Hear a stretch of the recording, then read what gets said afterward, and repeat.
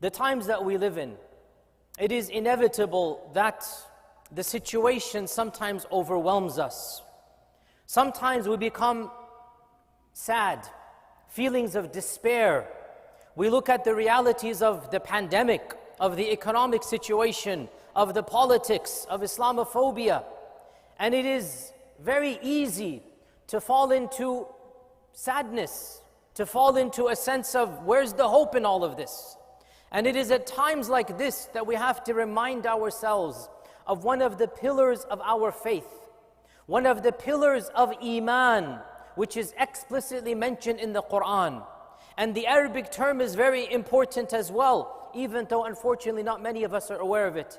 And that is the term Ar-Raja. The term Ar-Raja. The concept of Ar-Raja is a fundamental pillar of Iman. And it is linked in our belief in Allah subhanahu wa ta'ala. And it means that we are optimistic and we think the best thoughts about Allah subhanahu wa ta'ala. It means that we have a positive yearning. That's what Raja means. You're expecting the best. You're hoping for the best. This concept of Raja, it is so important that Allah subhanahu wa ta'ala has described it as a characteristic of Iman. يَرْجُونَ الْآخِرَةِ. They have the raja of the akhirah. يَرْجُونَ رَحْمَةَ رَبِّكَ. They have raja of the rahmah of Allah subhanahu wa ta'ala. And in fact, we should also learn from the seerah, one of the greatest setbacks for the Muslim community was the tragedy of Uhud. It was a tragedy that literally caused a shock amongst the Sahaba. It was a tragedy that did cause despair to set into the ranks of the Sahaba.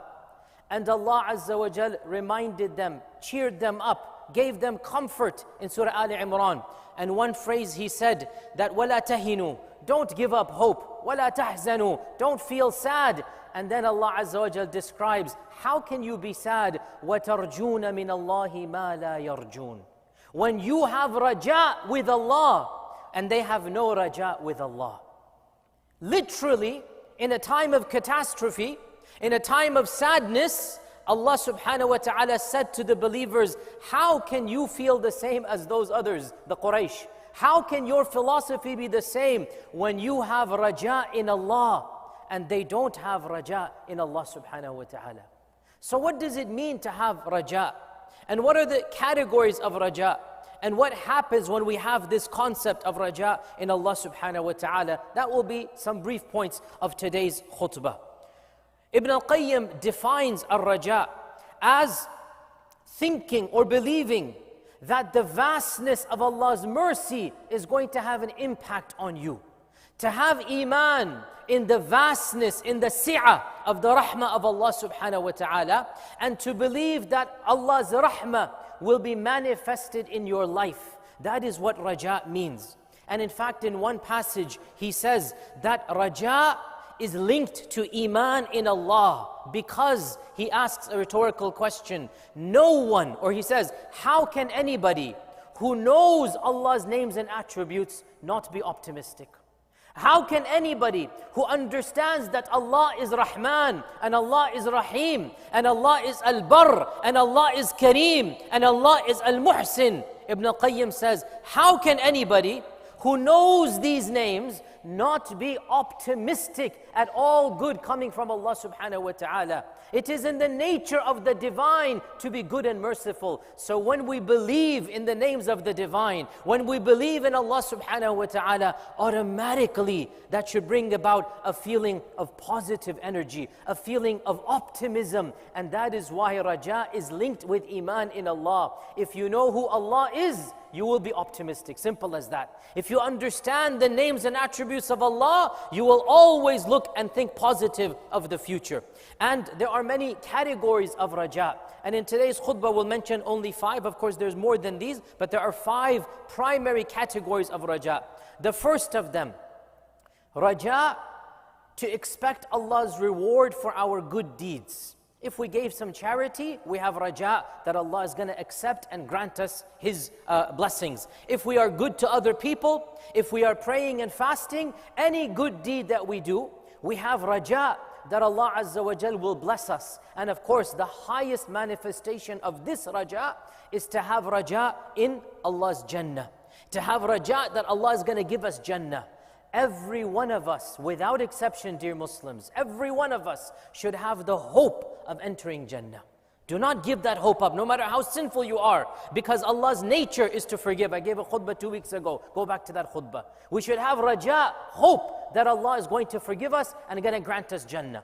The second category of raja, I already mentioned it briefly, and that is that Allah shall forgive our sins. The first category, Allah shall bless our good deeds. Allah will reward our good deeds. The second category of raja, Allah shall forgive our sins. And I gave a khutbah 2-3 weeks ago about how important that principle is. That yes, every believer should have hope of Allah's mercy. Never give up hope in Allah's mercy for forgiveness. So the first two categories, that you want Allah to bless you for good deeds and you want Allah to forgive your sins, this is something that is fundamental to our iman in Allah subhanahu wa ta'ala. The third category of raja, and this is the raja of the elite, of the pious, of the righteous, the raja of those that have the highest level of iman. The third category is raja in the meeting of Allah subhanahu wa ta'ala. Looking forward to meeting Allah subhanahu wa ta'ala. The Prophet sallallahu alaihi wasallam said, "Man ahabba liqa Allahi ahabba Allahu liqa'ahu." Whoever loves to meet Allah, Allah loves to meet him.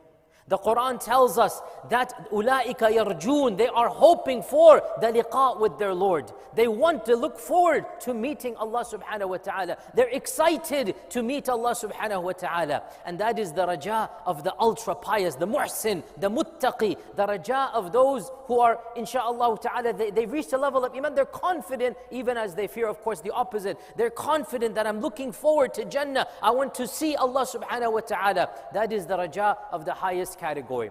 The fourth and fifth categories are raja of this world. The first three are more religious. The fourth and fifth are of this dunya. The fourth category of raja is raja when you make dua for something. You have an optimistic attitude that Allah is going to give you what you ask for. Okay? Our Prophet sallallahu alaihi wasallam said, never make dua to Allah except that you are certain that Allah will give you what you're asking for. This is raja. You have a certainness that I know Allah's going to answer my dua.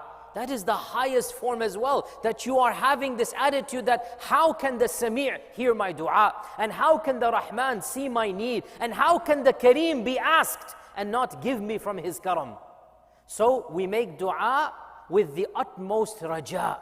We want Allah's response and we're confident that Allah subhanahu wa ta'ala will respond to our dua. This is the fourth category of raja. And the final category of raja is to expect our difficult situation to become easy. To expect our situation right now, whether it's job, whether it's family, whether it's the pandemic, whatever it might be. But to have optimism and raja that the current climate that you're in, whatever it might be, the problem you're facing, the crisis that is troubling you, that insha'Allah ta'ala it will change soon. If not today, tomorrow. If not tomorrow, the day after tomorrow. And you constantly have raja that your negative will become a positive. And your cause for despair will become a cause of hope. And your grief will become happiness. There is an always never-ending source of optimism coming from the heart of the believer. Why? Because the believer's optimism comes from his iman in Allah subhanahu wa ta'ala. And this is something that even the Quran mentions, this category of raja, that in the context of Surah Al-Isra, that Allah says, if the parents ask you of your wealth and you don't have that wealth, right? Then the Quran says that وَإِمَّا تُعْرِضَنَّ عَنْهُمْ ابْتِغَاءَ رَحْمَةٍ مِّن رَبِّكَ تَرْجُوهَا.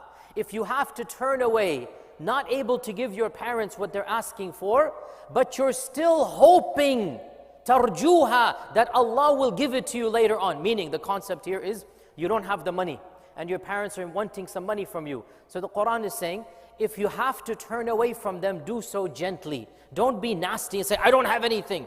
Do it gently, say, inshallah it will come. And then Allah says, ابتغاء رحمة من ربك ترجوها.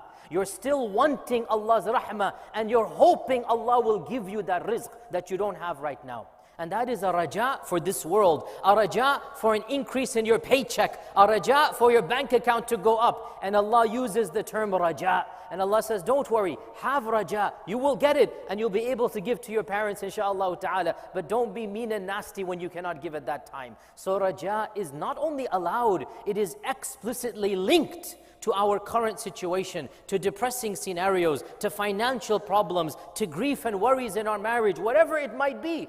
Our iman in Allah subhanahu wa ta'ala tells us that we should have raja. And of course, there are many benefits of raja. And of them, obviously, when we have raja, we become optimistic about life itself, about anything that happens. We're optimistic that inshallah tomorrow is going to be better. It gives us a sense of positive energy. Raja as well, it helps us in our worship. It drives us forward to do good deeds. It drives us to make dua to Allah subhanahu wa ta'ala, to ask for Allah's forgiveness. Overall, it makes you a better human being in every aspect of life, in your rituals, in your goodness to other people, in your optimism with Allah subhanahu wa ta'ala, in coping with the stress of this world. Raja brings about nothing but good in every aspect of life. And of course, most importantly, raja brings about a love for Allah subhanahu wa ta'ala, and a tawakkul in Allah, and a constant wanting to ask Allah subhanahu wa ta'ala. So raja, dear brothers and sisters, is one of the fundamental pillars of our faith in Allah subhanahu wa ta'ala. So much so that many of our early scholars, they said that Allah Azza wa Jal is worshipped based upon three emotions: al-hub, wal-khawf, wal-raja. That we worship Allah because we love Allah, we worship Allah because we're fearful of His punishment, and we worship Allah because we are hopeful in Him and His mercy. That is how important raja is. It becomes one of the top pillars and motivational factors of our iman and worship in Allah subhanahu wa ta'ala. My beloved brothers and sisters, hope in Islam is a central component of faith, deeply intertwined with trust in Allah's mercy and guidance. The Quran consistently encourages believers to maintain hope regardless of the difficulties they face. Allah reminds believers that after every hardship comes ease, reinforcing the idea that challenges are temporary and part of a greater divine plan. This inspires Muslims to remain hopeful, knowing that patience and perseverance will ultimately lead to relief and reward. In addition to personal struggles, hope in Islam extends to the concept of forgiveness and redemption. No matter the extent of one's mistakes or sins, Islam teaches that Allah's mercy is vast and He is always ready to forgive those who sincerely repent. The Quran says, "Do not despair of the mercy of Allah. Indeed, Allah forgives all sins." This assurance allows Muslims to remain optimistic, striving for self-improvement and spiritual growth. Furthermore, hope in the afterlife is key motivator for believers. Islam emphasizes that this world is transient and the ultimate reward lies in the hereafter. The promise of paradise, where the faithful will be rewarded for their good deeds, strengthens the resolve to live righteously. And dear brothers and sisters, no matter how many times you have sinned, Allah subhanahu wa ta'ala will forgive you as long as you ask His forgiveness. And remember, ease comes after difficulty. So your difficulty is not permanent, it's temporary. Very soon Allah subhanahu wa ta'ala will give ease and comfort in your life.